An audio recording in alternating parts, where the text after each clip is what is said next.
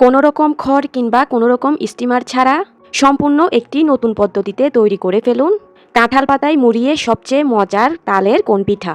Hello everyone, আসসালামু আলাইকুম। আজকে আমি আপনাদেরকে সম্পূর্ণ নতুন একটি পদ্ধতিতে নরম তুলতুলে এবং স্পঞ্জি তালের কোন পিঠা তৈরি করে দেখাবো। কাঁঠাল পাতায় মুড়িয়ে তালের এই কোন পিঠাগুলো খেতে ঠিক কতটা পরিমাণ মজার তা কিন্তু আমরা কম বেশি সকলেই জানি। তবে এই পিঠাগুলো তৈরি করতে কিন্তু সবার হাতের কাছে খড় কিংবা স্টিমারটা থাকে না। তাই আজকে আমি আপনাদের সঙ্গে সম্পূর্ণ নতুন একটি পদ্ধতিতে কোনো রকম খড় কিংবা স্টিমার ছাড়াই এই মজার তালের কোন পিঠাটা বানিয়ে দেখাবো। আজকে আমার দেখানো এই পদ্ধতিটি হলো একেবারে নো ফেল একটা পদ্ধতি। তাই ভিডিওটি দেখার পর যে কেউ এখন থেকে খুবই সহজে তালের এই কোন পিঠাটা বাসায় বানিয়ে সবাইকে চমকে দিতে পারবেন। আশা করছি আমার আজকের এই তালের কোন পিঠার রেসিপিটা আপনাদের সবার কাছে বেশ ভালো লাগবে। তবে চলুন এবার তাহলে রেসিপিটা শুরু করি। প্রথমেই এখানে আমি একটা মিক্সিং বোলের মধ্যে নিয়ে নিচ্ছি মেজারমেন্ট কাপের 2 কাপ পরিমাণ তালের রস। আমার এই তালের রসগুলো বেশি ঘনও না আবার বেশি পাতলাও না, অর্থাৎ মোটামুটি ঘনত্বের এই তালের রসগুলো। তালের রস যদি ফ্রিজে থাকে তাহলে কিন্তু অবশ্যই সে তালের রসগুলোকে একেবারে নর্মাল টেম্পারেচারে নিয়ে আসতে হবে, কারণ ঠান্ডা তালের রস দিয়ে কিন্তু পিঠা হবে না। এবারে এই তালের রসের সঙ্গে আমি এখানে দিয়ে দিচ্ছি মেজারমেন্ট কাপের 2 কাপ পরিমাণ ভেজা আতপ চাউলের গুঁড়া। চাউলের গুঁড়াও যদি ফ্রিজে থাকে তাহলেও কিন্তু সেই চাউলের গুঁড়াগুলোকে অবশ্যই নর্মাল টেম্পারেচারে এনে তারপর পিঠা বানাতে হবে। এবারে এখানে আমি দিয়ে দিচ্ছি মেজারমেন্ট কাপের 1/4 কাপ পরিমাণ সুজি। এবারে দিয়ে দিব মেজারমেন্ট কাপের 1/4 কাপ পরিমাণ গুঁড়ো দুধ। গুঁড়ো দুধটা দিলে পিঠাগুলো খেতে অনেক বেশি ভালো লাগে। এবারে দিয়ে দিব মেজারমেন্ট কাপের 1/2 কাপ পরিমাণ চিনি। দেখতেই পাচ্ছেন এখন এখানে আমি নিয়ে নিয়েছি ইস্ট। এই ইস্টটা আপনারা যে কোনো মুদির দোকানে খুবই সহজেই পেয়ে যাবেন। তো এখানে আমি মেজারমেন্ট চামচের 1/2 চামচ পরিমাণ দিয়ে দিচ্ছি ড্রাই ইস্ট। দিয়ে দিব মেজারমেন্ট চামচের 1/2 চামচ পরিমাণ বেকিং সোডা। এখন দিয়ে দিব মেজারমেন্ট চামচের 1/2 চামচ পরিমাণ লবণ। দিয়ে দিব একটা রুম টেম্পারেচারের থাকা ডিম। ব্যাস, এখন কিন্তু আমার সবগুলো উপকরণ দেওয়া হয়ে গিয়েছে। এবারে আমি হাতের সাহায্যে সবগুলো উপকরণকে খুব ভালো করে একেবারে সময় নিয়ে মাখিয়ে নিব। এই মাখিয়ে নেওয়ার কাজটা যতটা ভালোভাবে করতে পারবেন পিঠাগুলো কিন্তু ঠিক ততটাই পারফেক্টভাবে তৈরি হবে। এমনভাবে সময় নিয়ে হাত দিয়ে মাখাতে হবে যেন সবগুলো উপকরণ খুব ভালোভাবে মিশে যায়। পিঠার ব্যাটারটাকে হাতের সাহায্যে এভাবে বেশ অনেকক্ষণ সময় পর্যন্ত ফেটিয়ে নিতে হবে। তো প্রায় বেশ অনেকক্ষণ সময় পর্যন্ত হাত দিয়ে ব্যাটারটাকে এভাবে ফেটিয়ে নেওয়ার পর এখন কিন্তু আমার তালের পিঠা তৈরি করার জন্য পারফেক্ট পিঠার ব্যাটার তৈরি হয়ে গিয়েছে। এবারে আমি আপনাদেরকে দেখিয়ে দিচ্ছি ব্যাটারের ঘনত্ব ঠিক কেমন হবে।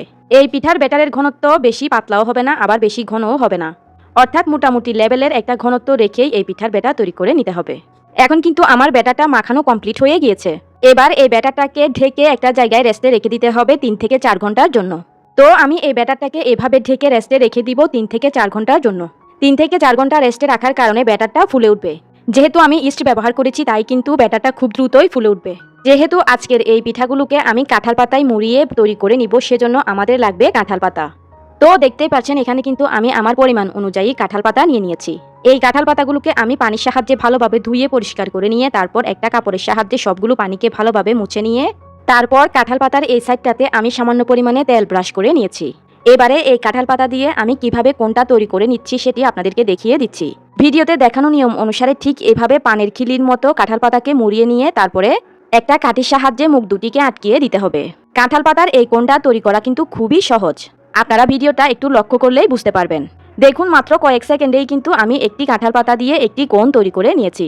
তবে যাদের হাতের কাছে এই কাঁঠাল পাতাটা থাকবে না তারা চাইলে বাজার থেকে ফয়েল পেপার কিনে এনে সেই ফয়েল পেপার দিয়েও এই কোণটাকে তৈরি করে নিতে পারবেন। এবারে আমি আরও একটি কোণও আপনাদেরকে তৈরি করে দেখিয়ে দিচ্ছি। ভিউয়ার্স, ভিডিওর মাঝখানে একটা রিকোয়েস্ট করে নিচ্ছি, আমার এই ভিডিওটা যদি আপনাদের কাছে একটুও ভালো লেগে থাকে তাহলে ভিডিওতে অবশ্যই একটা লাইক দিয়ে দিবেন আর এই ভিডিওটা আপনাদের ফ্রেন্ডস এন্ড ফ্যামিলির মাঝে বেশি বেশি শেয়ার করে দিবেন।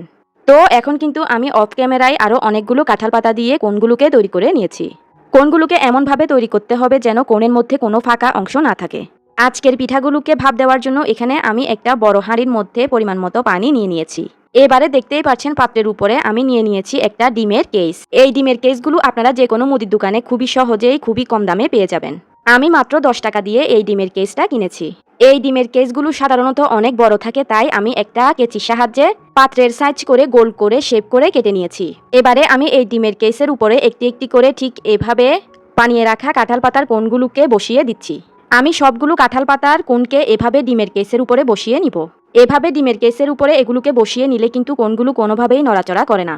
আপনারা এভাবে একবার পিঠাটা বানালে দেখেই অবাক হয়ে যাবেন। এখন আমি ফিরে এলাম ঠিক 4 ঘন্টা পর। 4 ঘন্টা রেস্টে রাখার পরে কিন্তু দেখতেই পাচ্ছেন যে ব্যাটারটা ঠিক কতটা ফুলে গিয়েছে। মূলত ইস্ট দেওয়ার কারণেই কিন্তু ব্যাটারটা এত দ্রুত ফুলে গিয়েছে।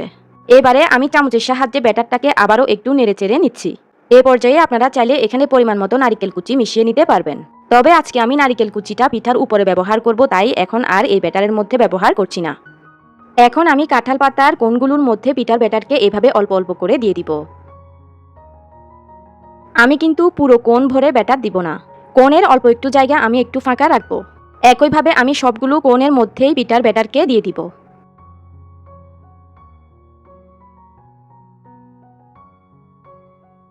তো দেখতেই পাচ্ছেন এখন কিন্তু আমি সবগুলো কোণের মধ্যেই পিঠার ব্যাটারকে ভরে নিয়েছি। এবারে আমি পিঠার ব্যাটার উপরে এভাবে নারকেল কুচি দিয়ে দিচ্ছি।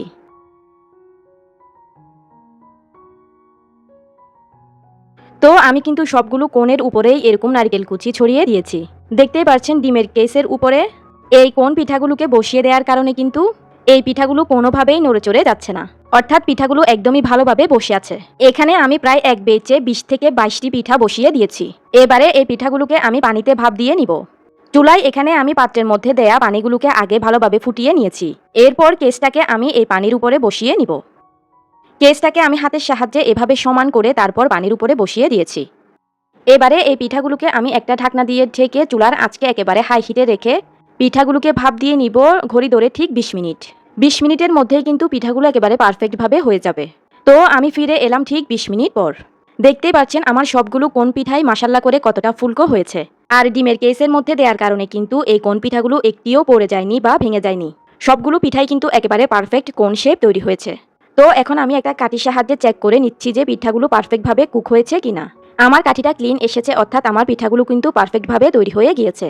এখন আমি এই পিঠাগুলোকে পাত্র থেকে উঠিয়ে একটা প্লেটে নিয়ে নিব। এবারে আমি পিঠাগুলোকে আপনাদেরকে কাঁঠাল পাতা থেকে খুলে দেখিয়ে দিচ্ছি। ভিউয়ার্স, আপনারা দেখে নিশ্চয়ই বুঝতেই পারছেন যে আমার আজকের এই কোণ পিঠাগুলো কতটা পারফেক্টভাবে তৈরি হয়েছে। তো ভিউয়ার্স, দেখতে তো পেলেন কত সহজ পদ্ধতিতে কিন্তু তৈরি করে ফেললাম কাঁঠাল পাতায় মুড়ানো তুলতুলে নরম এবং স্পঞ্জি তালের কোণ পিঠা। আমি তো বলবো তালের সিজন থাকতে থাকতেই আপনারা এই পিঠাটা একবার বানিয়ে দেখুন। তালের এই তুলতুলে নরম কোণ পিঠাটা দেখতে যেমন সুন্দর, ঠিক তেমনি খেতেও অসম্ভব মজার। তুলতুলে নরম এবং স্পঞ্জি তালের এই কোণ পিঠা যে একবার খাবে সে কিন্তু এই পিঠার স্বাদ কোনোদিনও ভুলতে পারবে না। তালের অন্য যে কোনো পিঠা চাইতে এই পিঠার স্বাদ প্রায় 10 গুণ পরিমাণে বেশি। তো ভিউয়ার্স, আমি আশা করছি আমার আজকের এই সহজ পদ্ধতিতে তৈরি তালের কোণ পিঠা তৈরির রেসিপিটা আপনাদের সবার কাছে বেশ ভালো লেগেছে। ভালো লেগে থাকলে কিন্তু এই ভিডিওতে অবশ্যই একটা লাইক দিয়ে দিবেন। আর আপনি যদি আমার চ্যানেলে নতুন হয়ে থাকেন তাহলে চ্যানেলটি অবশ্যই সাবস্ক্রাইব করে পাশের বেল আইকনটি অন করে রাখবেন।